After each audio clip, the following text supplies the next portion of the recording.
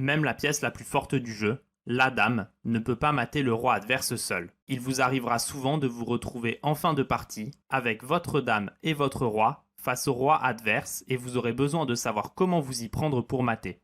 Sinon, ça peut être assez frustrant. Apprenons comment faire.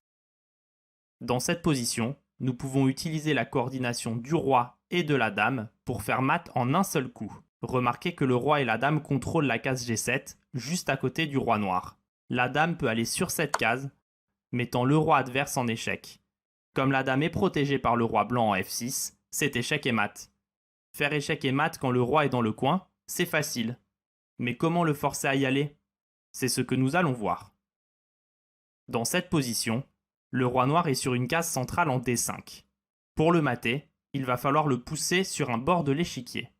Remarquez que pour le moment, le roi noir peut aller sur toutes les cases centrales, D4, E4 et E5.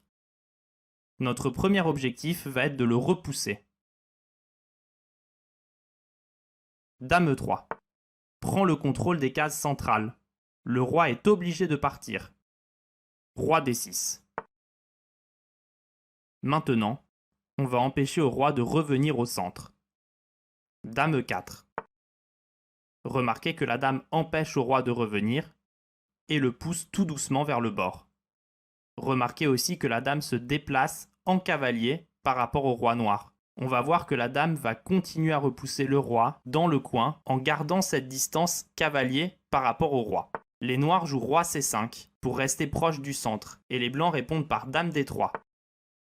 Les noirs jouent roi C6 et les blancs répondent par dame D4. Remarquez que lorsque le roi noir monte d'une case, la dame monte elle aussi d'une case. Le roi joue d'une case en diagonale vers le bas, la dame joue aussi une case en diagonale vers le bas.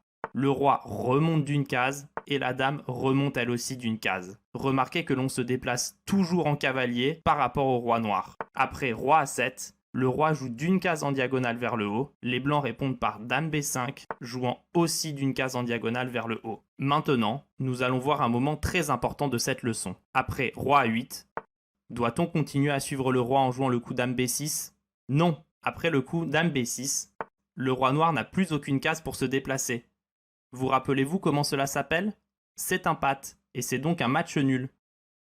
Ne bloquez donc pas complètement le roi adverse. Dans cette position, une fois que le roi adverse est bloqué sur ces deux cases, on va simplement rapprocher notre roi pour faire un mat. Regardons comment cela se passe. Après roi C2, roi A7, roi C3, roi A8, roi C4, roi A7, roi C5, roi A8, roi C6, roi A7. Maintenant que le roi blanc a rejoint la dame, pouvez-vous trouver comment on met les noirs en échec et mat? C'est juste, dame B7 mat. Le roi blanc protège la dame et les noirs ne peuvent pas s'échapper. Vous savez maintenant comment mater avec un roi et une dame.